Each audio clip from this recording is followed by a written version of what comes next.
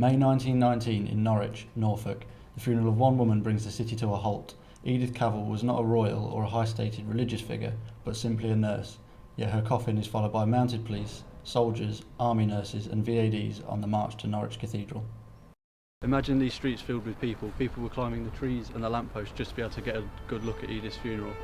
What was it about this woman that made her so important?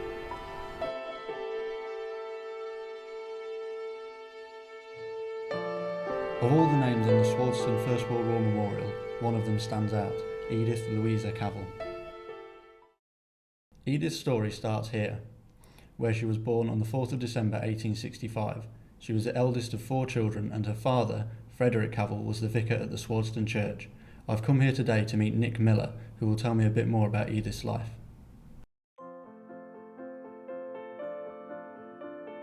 She's remembered in the east window here, which was put up in 1917, for what she did in Brussels in 1914-1915 as part of the war.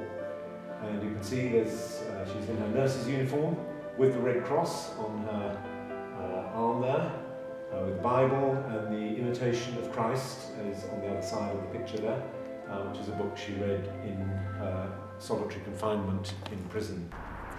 In the early 20th century, Edith trained to become a nurse, and by 1911 had set up a teaching hospital in Brussels, returning to her beloved Norwich every summer holiday. However, in 1914, her life took a dramatic turn.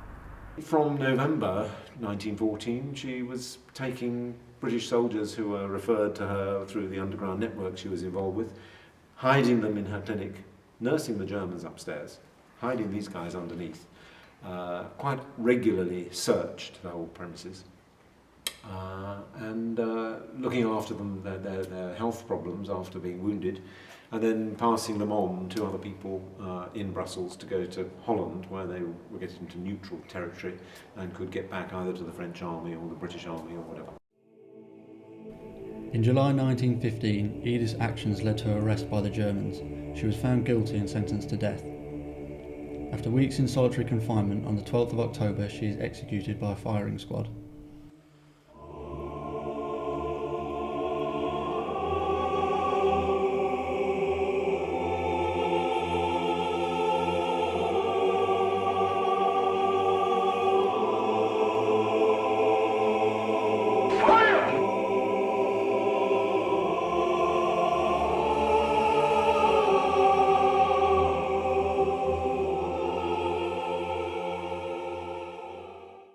I'm here outside Norwich Forum, which houses the Heritage Centre.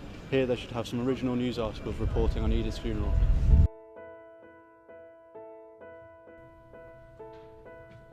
The Heritage Centre has an archive of the Eastern Daily Press newspaper on microfilm.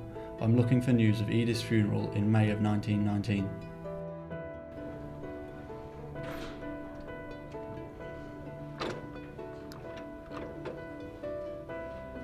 The final scenes in the obsequies of Edith Cavell were made the occasion of a ceremonial more spacious and appealing than anything of the kind that a present-day citizen can recall.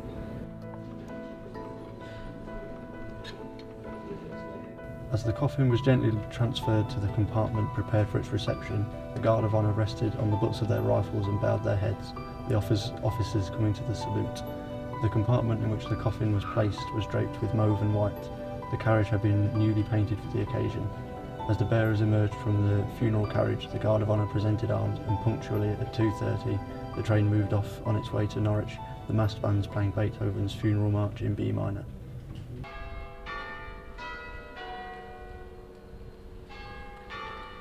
It is said that Edith was magnanimous in her death, forgiving her executioners, even willing to admit the justice of their sentence. Edith in her final hours even said, "Patriotism is not enough. I must have no hatred or bitterness towards anyone." So this is where Edith was finally laid to rest. After being initially buried in Belgium, her body was moved back to Britain at the end of World War I to be buried here in our home city of Norwich at her family's request.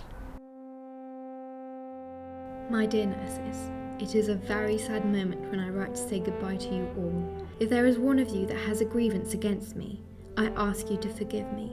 Perhaps sometimes I have been too severe, but never voluntarily unjust, and I have loved you all much more than you thought. Yours truly, Edith Cavell.